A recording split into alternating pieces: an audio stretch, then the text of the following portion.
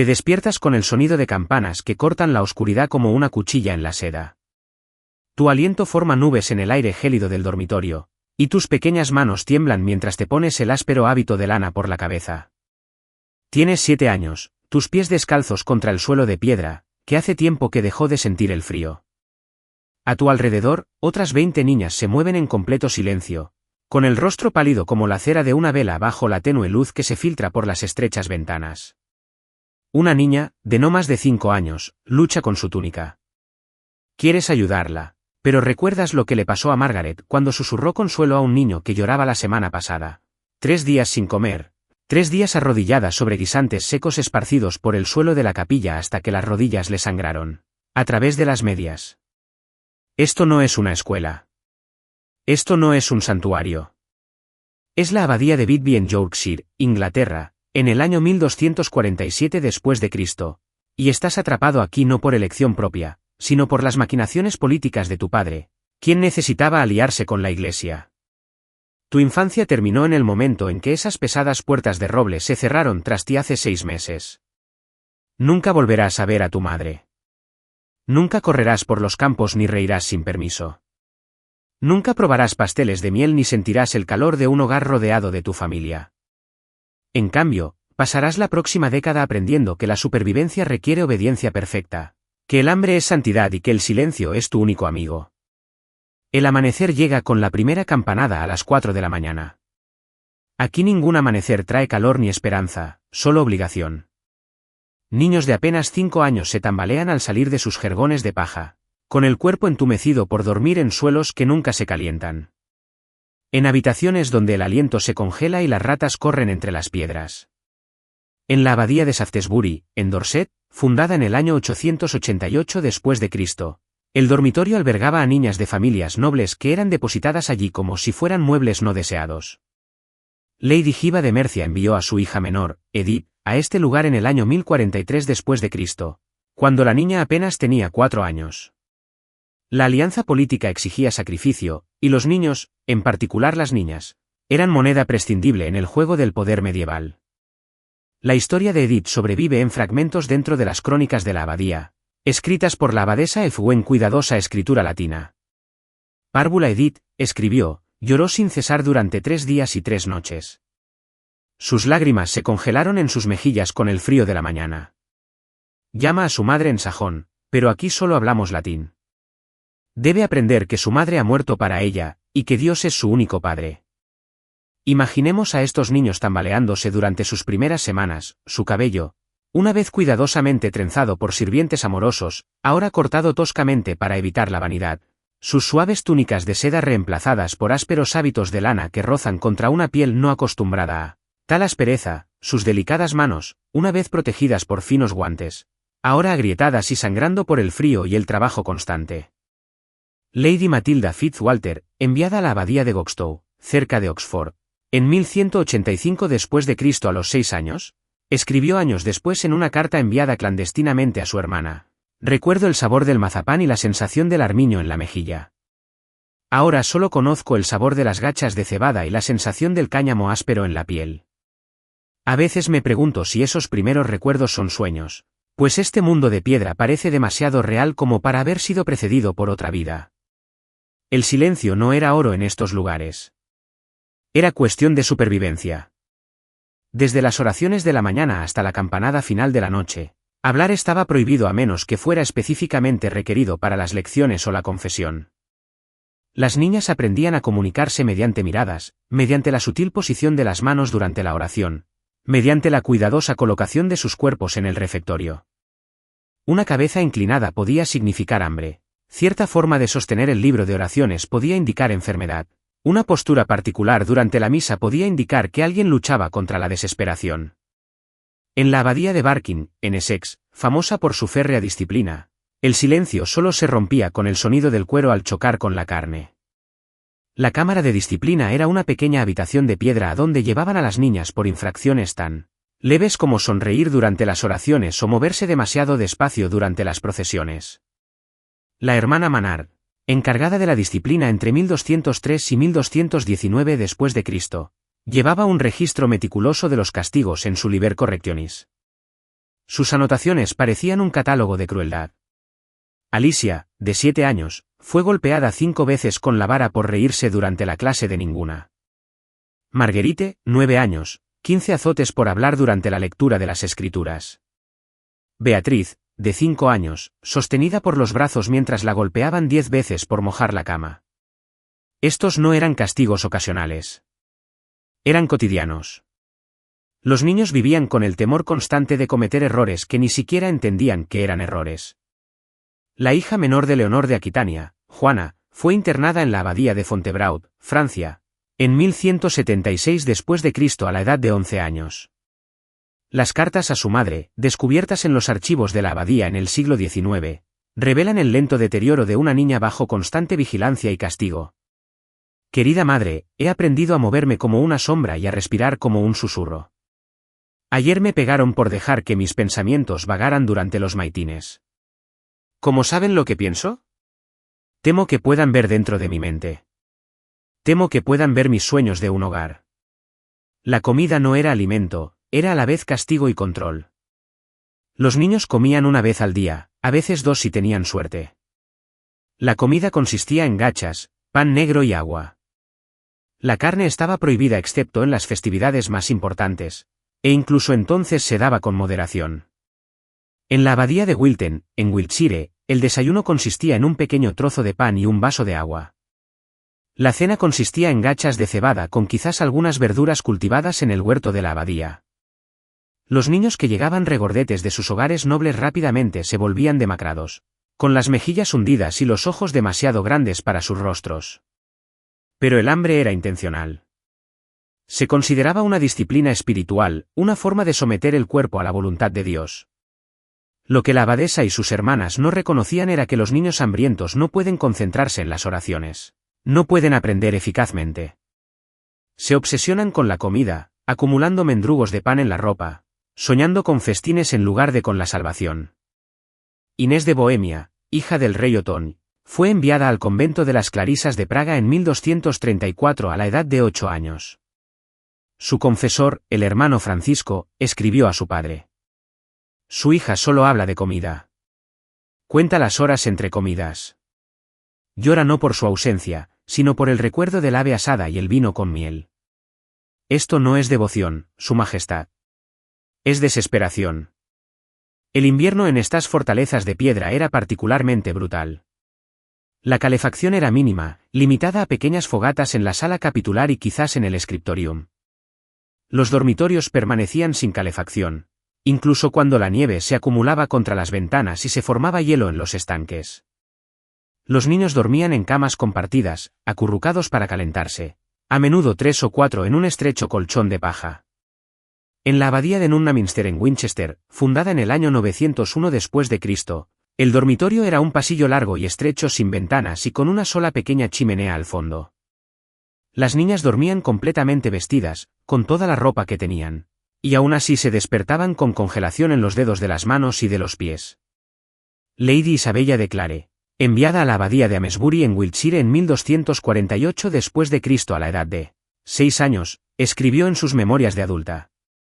Recuerdo el castañeteo de dientes en la oscuridad, como castañuelas tocadas por manos invisibles.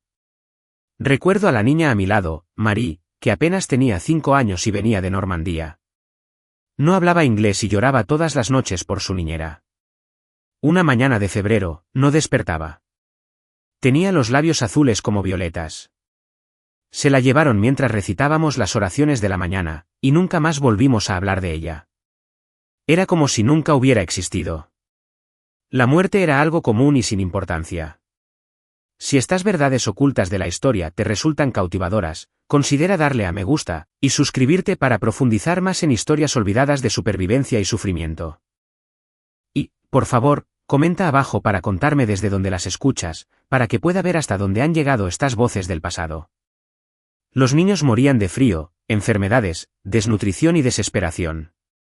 Los registros de la abadía muestran tasas de mortalidad infantil de casi el 30% en niñas menores de 10 años. Estas muertes se registraron con naturalidad, sin emoción ni investigación. En la abadía de Shaftesbury, el registro de defunciones del año 1209 después de Cristo enumera. Juana, de 5 años, murió de fiebre en la fiesta de San Miguel. Margarite, de 7 años, murió de enfermedad debilitante en la fiesta de San Lucas. Beatriz, a los 6 años, murió de tuberculosis el día de San Martín. Sin apellidos. Sin notificaciones familiares. Sin entierros elaborados. Fueron enterrados en tumbas sin nombre en el cementerio del convento, sus vidas reducidas a breves anotaciones en libros de cuentas. La educación, cuando existía, era limitada. La alfabetización básica en latín y la memorización de oraciones eran la norma. La mayoría de los niños solo aprendían lo suficiente para seguir las lecturas de sus libros de oración. La escritura se enseñaba a unos pocos elegidos, aquellos destinados a puestos administrativos. Las matemáticas eran prácticamente inexistentes. La historia se limitaba a relatos bíblicos y vidas de santos. La ciencia se consideraba peligrosa, por temor a que llevara a cuestionar los misterios de Dios. En la abadía de Lacoque, en Wiltshire, fundada en 1229 después de Cristo, el plan de estudios consistía en memorizar salmos, bordar vestimentas y estudiar a las santas. Lady Ella de Salisbury, fundadora de la abadía, escribió en sus estatutos: que las jóvenes aprendan la sumisión a través de las escrituras, la paciencia a través de la costura y la humildad a través del estudio de las santas mujeres que sufrieron por Cristo. No había aritmética, ni medicina ni sanación, ni literatura más allá de los textos religiosos. A estos niños se les enseñaba a obedecer, no a pensar. El castigo físico se aceptaba como disciplina espiritual. La vara, la correa y el ayuno eran instrumentos de salvación. Los niños que demostraban independencia o creatividad eran golpeados hasta que se sometían. En el priorato de Dartford, Kent, fundado en 1355 después de Cristo, la regla establecía: no escatimes la vara, porque es a través del sufrimiento que el alma joven aprende a amar a Dios por encima de las cosas terrenales. La abadesa Joan Box guardaba varas de sauce en su habitación, cada una marcada con el nombre de una niña. Los padres que las visitaban notaban las verdugones en los brazos de sus hijas, pero no se atrevían a preguntárselo a la abadesa, por temor a cuestionar a Dios mismo. Sor Margarita de Hiño, maestra de novicias en la abadía de Poissy, en Francia, 1298 a 1315 DC, escribió en su diario: hoy le di 20 golpes a la joven Blanche por preguntar por qué Dios permite el sufrimiento. Tiene 8 años, y esas preguntas llevan a la duda, y la duda es enemiga de la fe.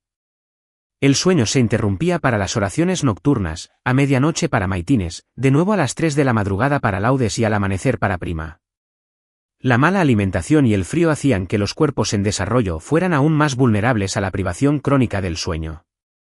En la abadía de Goxtow, donde fue enterrada Rosamund Clifford en 1176 después de Cristo, las campanas nocturnas sonaban con tanta frecuencia que los niños desarrollaban un sueño ambulatorio.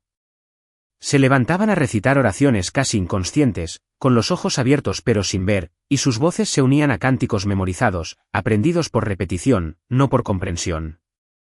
Lady Alice Fitzhugh, que pasó 12 años allí a partir de 1289 después de Cristo, escribió a su sobrina: éramos como muñecas de cuerda, a las que les daban cuerda cada mañana las campanas.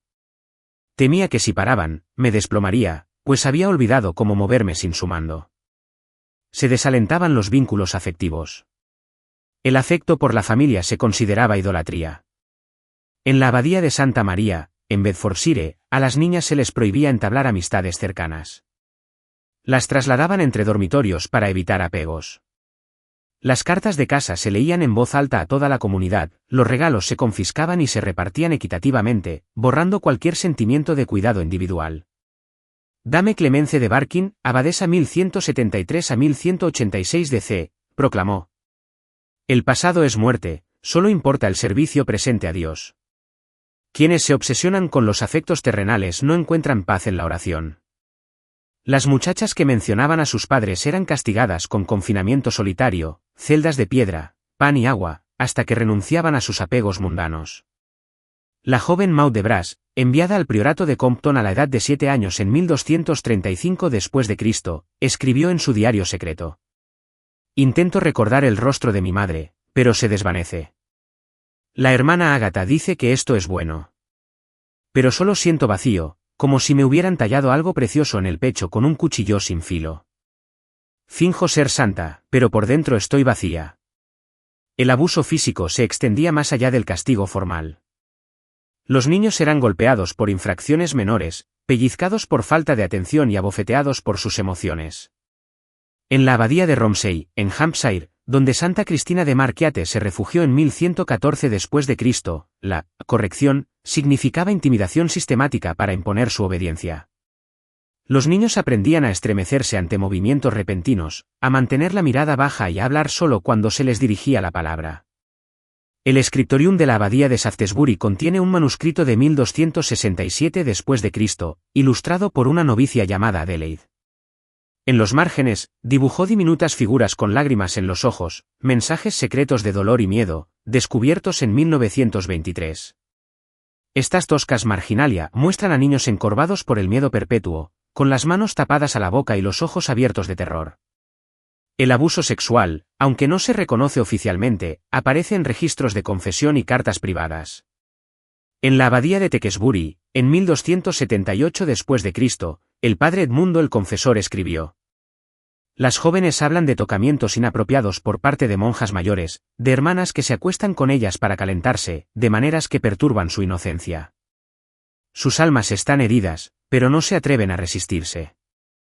La dama Inés de Huntingdon, abadesa 1257 a 1281 DC, fue investigada tras las quejas de familias nobles. La investigación se desestimó discretamente cuando ella proporcionó importantes donaciones a la Iglesia, y los acusadores fueron amenazados con la excomunión. Lady Isabelle de Fortibus, hija del conde de Devon, fue expulsada de la abadía de Canonsley en 1284 después de Cristo. El mensaje cifrado que envió a su padre describía toques malignos en la oscuridad. Al ser presionada, la abadesa afirmó que Isabelle estaba loca de fervor religioso, desestimando las marcas visibles en el cuerpo de la niña. La atención médica era primitiva y a menudo peligrosa. En la abadía de Wilton, la enfermería era una pequeña habitación de piedra sin ventanas y con calefacción mínima. Los niños enfermos eran aislados, abandonados a su suerte para que se recuperaran, o murieran, con escasa intervención más allá de sangrías, purgas y oraciones. La cronista de la abadía, la hermana Amtil, escribió en 1245 después de Cristo: la pequeña Constanza sufre una fiebre que le quema la piel y la hace hablar en lenguas extrañas. La hemos sangrado 3 veces y le hemos dado hierbas amargas, pero cada vez está más débil.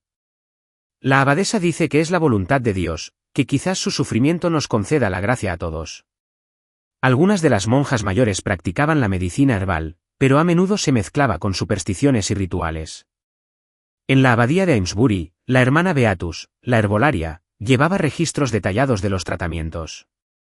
Para la fiebre infantil, mezclar ajenjo con agua bendita y sal bendita. Si el niño persiste con ardor, aplicar sanguijuelas en las sienes mientras se rezan 50 avemarías. Si la fiebre baja, dar gracias a Sandane. Si el niño muere, dar gracias a Dios por haber llamado a otra alma inocente al cielo. El impacto psicológico de este aislamiento y abuso fue profundo. Los niños que sobrevivieron a menudo mostraban lo que hoy reconoceríamos como respuestas traumáticas: dificultad para relacionarse, pesadillas, ansiedad y depresión persistente. Lady Margaret Bowett, quien pasó 3 años en el priorato de Mastoke en Warwickshire, de 1439 a 1442 DC, escribió en su libro devocional privado: Tengo 30 años y todavía me despierto aterrorizada cuando suenan las campanas de la iglesia. Todavía cuento las horas entre comidas. Todavía me encuentro caminando silenciosamente por mi propia casa, como si el ruido pudiera traerme un castigo. La niña que fui en ese lugar ha muerto, pero su fantasma me persigue cada instante de mi vida. Algunos niños intentaron escapar, aunque pocos lo lograron. En la abadía de Gopstow, una niña llamada Mabel de Gloucester intentó huir en 1278 después de Cristo escondiéndose en una carreta con destino a Oxford. Fue capturada y encarcelada en la celda subterránea de castigo de la abadesa durante 3 meses, apenas con capacidad para acostarse, sin luz y con muy poca comida. Al ser liberada, otros niños informaron que había perdido la capacidad de hablar con coherencia y que se balanceaba mientras tarareaba desafinadamente. La dama Alicia de Normandía, quien sirvió como abadesa en la abadía de Malin, en Kent, de 1289 a 135 DC, mantuvo un diario de sus intentos de fuga. La joven María intentó escalar las murallas durante los maitines y se rompió el brazo, Lo cual considero un castigo de Dios por su rebeldía, señaló Alicia. Catalina se escondió en carros de heno con destino a Canterbury, pero fue de vuelta para recibir la corrección debida. Isabel fingió estar enferma para evitar las oraciones de la mañana, con la esperanza de que la enviaran a la enfermería y luego huyera. Todos estos intentos revelaban el mismo mal, la renuencia a someterse al plan de Dios para sus vidas. Los registros más desgarradores muestran cuán sistemáticamente se quebrantó a estos niños. Llegaron como individuos con personalidades, preferencias y sueños, solo para ser transformados en recipientes vacíos de devoción religiosa. En la abadía de Barking, la cronista hermana Eupemia escribió con satisfacción: la joven Filipa llegó la primavera pasada llena de orgullo mundano y una voluntad obstinada. Hoy se arrodilla ante mí y me pide perdón por su antigua vanidad. Ha pedido un cabello más corto, comidas reducidas y penitencias adicionales. Dios ha conquistado su corazón rebelde. Esto no era educación, sino destrucción sistemática de la personalidad. Los niños aprendían que sus pensamientos eran peligrosos, sus emociones pecaminosas, sus cuerpos vergonzosos. En la abadía de Romsey, la maestra de novicias, dama escolástica, instruyó: el niño debe aprender que su voluntad es corrupta, sus deseos malvados, y que su única esperanza es la entrega total a los representantes de Dios en la tierra. Irónicamente, muchas de estas niñas provenían de familias adineradas que podrían haberles brindado un futuro prometedor. En cambio, fueron sacrificadas por conveniencia política y fanatismo. Lady Leonor de Montfort, hija de Simón de Montfort, fue enviada a la abadía de Amesbury en 1265 después de Cristo a los 8 años. En una carta, escribió: tenía libros, música, ropa fina y sirvientes cariñosos. Ahora solo tengo piedras frías e incontables oraciones. Me dicen que soy bendecida, más cerca de Dios, pero me siento más lejos del cielo que nunca. Algunos niños encontraron maneras de preservar su cordura. En la abadía de Shaftesbury, en la década de 1960, los arqueólogos descubrieron tesoros ocultos en las paredes del dormitorio: una muñeca de madera, un trozo de vidrio coloreado, una flor prensada y una carta en francés normando. Me llamo Aliene. Tengo 7 años. Llevo aquí 2. Recuerdo la voz de mi madre cuando me cantaba. Recuerdo la barba de mi padre contra mi mejilla. Recuerdo a mi perro, Rouso, a los pies de mi cama. Escribo para que alguien sepa que estuve aquí, que fui real, que fui amada. Los efectos a largo plazo fueron devastadores. Muchos murieron jóvenes por enfermedad, desnutrición o desesperación. Los sobrevivientes a menudo luchaban contra enfermedades mentales, relaciones fallidas y un profundo miedo a la autoridad. Algunas se convirtieron en abadesas, perpetuando el ciclo; otras, una vez liberadas, no pudieron desenvolverse en el mundo. Lady Matilda de Gloucester, quien pasó 8 años en la abadía de Wilton desde 1245 después de Cristo, fue rescatada a los 16 años. Su hermano, el conde Gilbert, escribió: Matilda solo habla en susurros. Se sobresalta con sonidos repentinos y no come sin permiso explícito. Han asesinado a la chica que una vez conocí y la han reemplazado por un fantasma asustado. El aspecto económico no puede ignorarse. Las familias adineradas pagaban dotes cuantiosas para ingresar a sus hijas en conventos, a menudo superiores al coste de un matrimonio. Los conventos se enriquecieron gracias a las tierras, el oro y la influencia política. En la abadía de Shaftesbury, los libros de cuentas muestran más de 2000 marcos recaudados en 1267 después de Cristo, una suma enorme equivalente a millones en la actualidad. La dama Juliana de Norwich, abadesa de la abadía de Carrow de 1342 a 1359 DC, admitió con franqueza: las familias nobles pagan generosamente para deshacerse de sus hijas sobrantes. Ofrecemos una justificación sagrada para lo que es esencialmente abandono. Los niños sufren, pero las arcas están llenas y la iglesia se fortalece. El aspecto más trágico fue cómo los niños fueron completamente olvidados por sus familias una vez pagada la dote, perdidos para la historia y para las mismas instituciones destinadas a protegerlos. Una vez que una niña era internada en un convento, prácticamente dejaba de existir para sus familiares. Las leyes de sucesión se redactaban como si hubiera fallecido.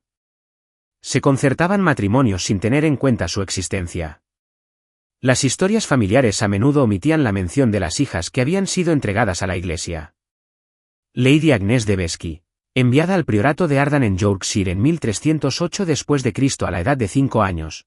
Escribió 20 años después: no he recibido noticias de mi familia desde el día en que entré aquí. No sé si mis padres viven o han muerto. No sé si mis hermanos se han casado o han tenido hijos. Soy un fantasma para ellos, y ellos son fantasmas para mí. A veces me pregunto si mi familia fue real o si los soñé en otra vida. Las técnicas psicológicas empleadas para dominar a estos niños eran sofisticadas y sistemáticas. Se les aislaba de todo lo que les resultaba familiar, se les sometía a vigilancia constante. Se les castigaba por expresar sus emociones y solo se les recompensaba por sumisión total. En el priorato de Nunton, Yorkshire, la regla establecía: la joven debe ser vigilada siempre, pues en soledad puede recordar su vida anterior y entristecerse. Cuando llora, debe ser corregida. Cuando sonríe, debe ser interrogada.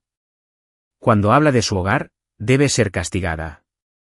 Solo cuando no muestra alegría ni tristeza, sino una absoluta indiferencia hacia todo lo terrenal, ha alcanzado el estado de gracia adecuado. Los psicólogos modernos reconocerían estas técnicas como abuso físico sistemático diseñado para crear indefensión aprendida y dependencia total. A los niños se les enseñaba que eran impotentes, que la resistencia era inútil y que su única esperanza residía en la obediencia absoluta a sus captores. En la abadía de Barking, la maestra de novicias, doña Eugenia, escribió: una niña bien educada debe moverse como una sombra, hablar como un eco y pensar como un libro de oraciones. No debe tener deseos, opiniones ni sueños propios. Debe ser un recipiente vacío, listo para ser llenado con la voluntad de Dios, según la interpretación de sus superiores. Los raros relatos de niños que mantuvieron su espíritu a pesar de años de abuso son particularmente conmovedores. Lady Margarite de Clare, quien pasó 6 años en la abadía de Amesbury a partir de 1282 después de Cristo, mantuvo en secreto un diario en escritura cifrada. Sus anotaciones revelan a una niña decidida a preservar su identidad a pesar de la abrumadora presión para conformarse. Han tomado mi nombre y me llaman hermana escolástica.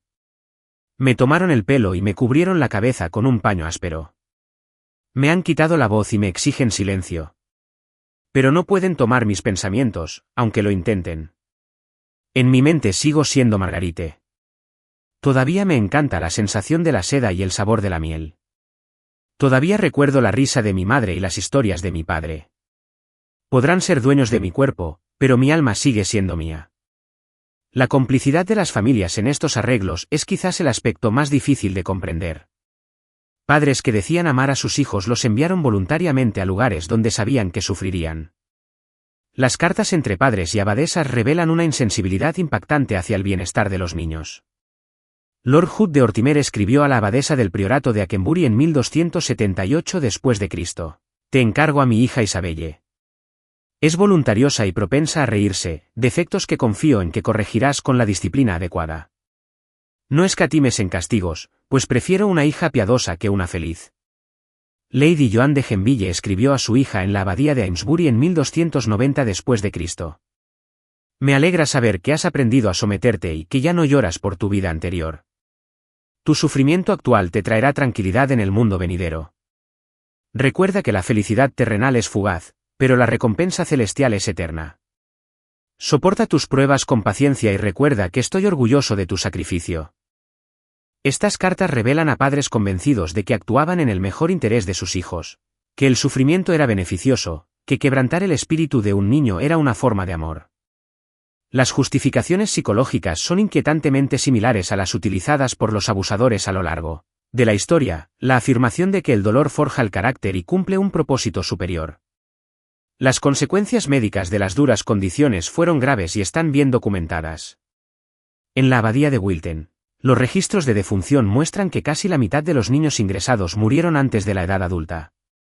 Las causas eran variadas pero predecibles: desnutrición, enfermedades, exposición a la intemperie y lo que los cronistas denominaron eufemísticamente, retraso del crecimiento. Los médicos modernos reconocerían estas muertes como resultado de la negligencia y el abuso sistemáticos. La hermana Margarita, la enfermera de la abadía de Shaftesbury, escribió en 1289 después de Cristo: la joven Beatriz adelgaza cada día a pesar de nuestros esfuerzos por alimentarla. No puede retener el alimento y habla constantemente de su madre. Temo que su cuerpo se debilite porque su espíritu está quebrantado.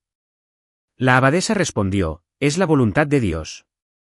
Pero admitió haber visto a muchos niños enfermar y morir de la misma manera. Sus cuerpos parecen rendirse cuando sus corazones están destrozados. Las oportunidades educativas para estos niños eran mínimas y se centraban exclusivamente en la instrucción religiosa. En la abadía de Locke, el currículo consistía en memorizar oraciones en latín, aprender a leer textos religiosos básicos y adquirir habilidades rudimentarias de bordado y copia de manuscritos. No se impartía instrucción en matemáticas, ciencias, historia ni literatura, más allá de las obras religiosas.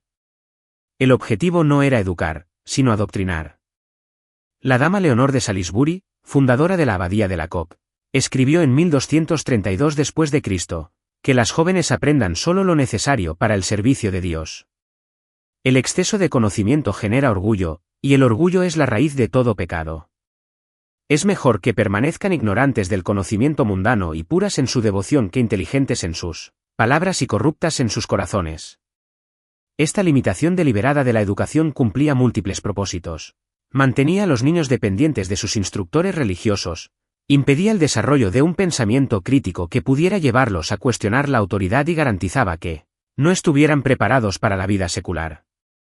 Los niños criados en conventos desde la infancia temprana a menudo se encontraban completamente incapaces de desenvolverse de forma independiente si alguna vez eran liberados. Las condiciones físicas en estas instituciones solían ser deliberadamente duras. Los fríos suelos de piedra, los dormitorios sin calefacción y el mobiliario minimalista se consideraban una forma de forjar el carácter. En la abadía de Gobstow, un obispo visitante describió el dormitorio en 1278 después de Cristo como más frío que una tumba y más oscuro que una mazmorra. Las camas eran jergones de paja colocados directamente sobre el suelo con finas mantas de lana que apenas proporcionaban calor. Las ventanas eran escasas y pequeñas, creando un crepúsculo perpetuo que contribuía a la atmósfera de tristeza y depresión. El agua para lavarse era limitada y a menudo se congelaba en invierno. Se esperaba que los niños mantuvieran la higiene con recursos mínimos, y el incumplimiento acarreaba castigos. En la abadía de Romsey, la regla establecía, la limpieza es cercana a la piedad, pero la comodidad es enemiga de la devoción. Las jóvenes doncellas se lavarán con agua fría y encontrarán alegría en su incomodidad, pues les recuerda su naturaleza mortal y su necesidad de la gracia divina. El impacto psicológico de la incomodidad constante es innegable. Los niños que pasan frío, hambre e incomodidad no pueden concentrarse en el aprendizaje ni en su desarrollo espiritual. Se obsesionan con sus necesidades físicas, creando un ciclo de sufrimiento que socava los objetivos que las instituciones afirmaban perseguir. En la abadía de Barking, un médico visitante señaló en 1285 después de Cristo, los niños aquí están tan preocupados por su malestar físico que no pueden atender a sus oraciones. Tiemblan durante la misa, se inquietan durante las lecciones y sueñan con calor en lugar de salvación. El aislamiento social era otra herramienta de control. A los niños se les prohibía hacer amistades. Se les desalentaba mostrar afecto y se les castigaba por mostrar lealtad a cualquiera que no fuera su superior religioso. En la abadía de Elto, la regla establecía, las amistades particulares son la trampa del diablo. Las jóvenes deben amar a todos por igual y a nadie en especial. No deben intercambiar regalos, compartir secretos ni mostrar preferencia por ninguna compañía. Sus corazones deben estar reservados solo para Dios. Este aislamiento creó una profunda soledad y desesperación. Niños separados de familias amorosas se encontraron rodeados de compañeros, pero incapaces de forjar vínculos significativos. La necesidad humana natural de compañía y afecto se consideraba pecaminosa, lo que les generaba mayor culpa y vergüenza. Lady Alice de Assy, quien pasó 5 años en el priorato de Nunton a partir de 1301 después de Cristo, escribió: «Estoy rodeada de otros niños, pero me siento más sola que si fuera la única persona en la tierra. Se nos prohíbe consolarnos mutuamente, compartir nuestras penas, ofrecernos amistad. Somos como islas en un mar de silencio, cada una ahogándose en su propia desesperación». Las consecuencias psicológicas a largo plazo de este abuso sistemático fueron graves. Los niños que sobrevivieron hasta la edad adulta a menudo presentaban síntomas que los psicólogos modernos identificarían como trastorno de estrés postraumático complejo. Tenían dificultades para confiar en los demás, establecer relaciones y funcionar de forma independiente. Muchos se convirtieron en abusadores, incapaces de concebir una crianza sin una disciplina severa y privación emocional. Doña Margarita de Anjou, quien se convirtió en abadesa de la abadía de Amesbury en 1315 después de Cristo tras pasar su infancia allí, escribió a una compañera abadesa: «No conozco otra manera de educar a los niños que como yo fui educada. La vara y la palabra dura fueron mis maestros, y lo serán también para los niños a mi cargo. A veces me pregunto si existirían métodos más suaves, pero temo que la bondad engendra debilidad y la debilidad engendra pecado». La naturaleza cíclica del abuso era particularmente evidente en las órdenes religiosas. Las mujeres que habían sido maltratadas de niñas a menudo se convertían en las maltratadoras de la siguiente generación, perpetuando sistemas de crueldad que se prolongaron durante siglos. En la abadía de Shaftesbury, se emplearon los mismos métodos de disciplina y control desde el siglo XII hasta la disolución de los monasterios en el siglo XVI, transmitidos de generación en generación de abadesas, como una herencia mortal. La explotación económica de estas niñas también era significativa. Su trabajo era valioso para los conventos, y se esperaba que trabajaran largas jornadas además de sus deberes religiosos.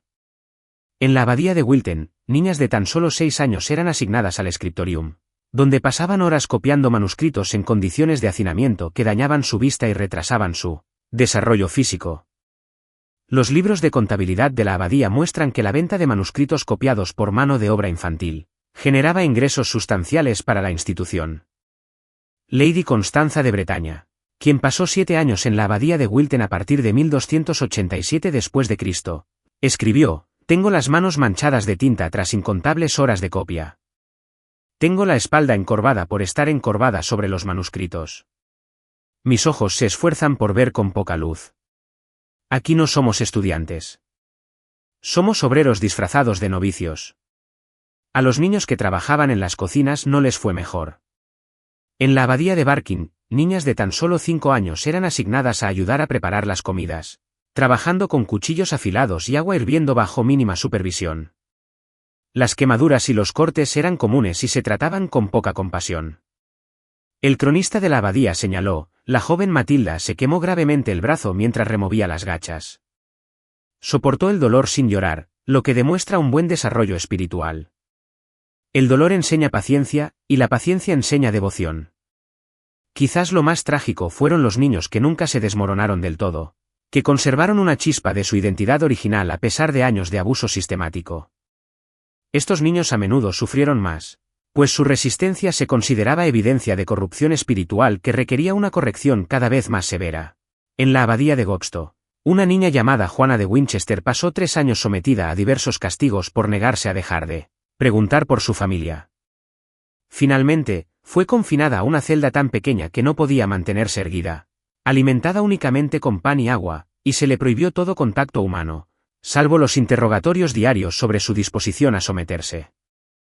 Las actas de su interrogatorio, conservadas en los archivos disciplinarios de la abadía, revelan a una niña de extraordinaria valentía, destruida lentamente por la crueldad institucional. «Volví a preguntar si Dios realmente quiere que los niños sufran», declaró a sus interrogadores.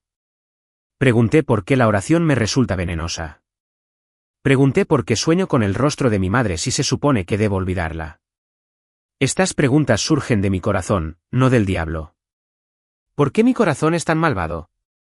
Tras 6 meses de aislamiento, las preguntas de Juana cesaron.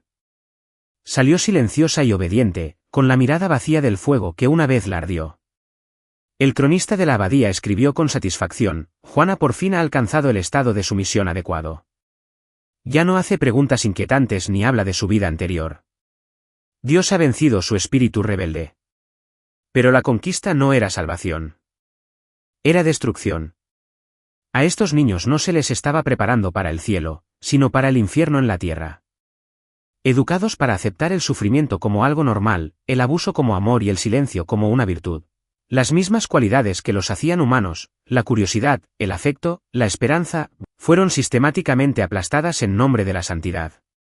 La disolución de los monasterios bajo Enrique VIII en la década de 1530 finalmente liberó a muchos de estos niños. Pero la libertad llegó demasiado tarde para la mayoría. Las mujeres que habían pasado toda su vida en conventos se encontraron incapaces de desenvolverse en el mundo exterior, carecían de habilidades prácticas, de comprensión de la vida secular y de capacidad para establecer relaciones normales. Muchas se convirtieron en mendigos, otras se refugiaron en ermitas y algunas enloquecieron por el impacto de la repentina libertad. Lady Margaret Pole, quien de niña estuvo encarcelada en la abadía de Sion, escribió tras la disolución: abrieron la jaula, pero el pájaro ha olvidado volar. Estoy de pie bajo la luz del sol y solo siento miedo. Oigo risas y no entiendo su significado. Soy libre, pero no estoy viva. Mataron a la niña que era tan completamente que ninguna mujer podría crecer de sus restos. Las historias de estos niños nos recuerdan que el abuso institucional no es un invento moderno. La destrucción sistemática de la infancia en nombre de un propósito superior tiene raíces antiguas. Y las justificaciones utilizadas por las abadesas medievales resuenan a través de los siglos en las palabras de toda figura de autoridad que haya afirmado que la crueldad persigue un fin noble. Esta noche, mientras descansas en tu cálida cama, recuerda a los niños que dormían en fríos suelos de piedra, que lloraban en silencio sobre almohadas de paja, que soñaban con los rostros de sus madres, a quienes les prohibieron recordar. Recuerda que estos no eran figuras lejanas de un pasado bárbaro, eran niños como cualquier otro niño, con las mismas necesidades de amor, consuelo y bondad que los niños de siempre han tenido. Sus voces fueron silenciadas, sus nombres olvidados, su sufrimiento desestimado como sacrificio sagrado. Pero en los márgenes de los manuscritos, en las grietas entre las piedras, en las confesiones susurradas de monjas moribundas, sus historias sobreviven. Nos recuerdan que el precio de la autoridad incuestionable siempre lo pagan los más vulnerables, y que ninguna causa, por sagrada que sea, justifica la destrucción del alma de un niño. Te despiertas con el sonido de campanas que atraviesan la oscuridad. Pero esta vez no despiertas solo en un dormitorio frío, rodeado de niños asustados. Despiertas en un mundo donde la infancia se valora, donde las voces de los niños importan y donde el sufrimiento no se confunde con la santidad. Las campanas que suenan ahora no llaman a la oración forzada, sino a la memoria de quienes no tuvieron opción, ni voz, ni escapatoria de las fortalezas de piedra que prometían el cielo pero solo les entregaban el infierno. Recuérdenlos. Recuerden sus nombres cuando puedan encontrarlos. Recuerden su dolor cuando los registros lo conserven. Recuerden su coraje cuando parpadeó brevemente antes de extinguirse. Recuerden que fueron niños primero, víctimas después, y nunca estadísticas. Al recordarlos, honramos no solo su sufrimiento, sino también su humanidad. Y al honrar su humanidad, nos protegemos contra el regreso de sistemas que sacrifican a niños en aras de cualquier causa, por noble que sea.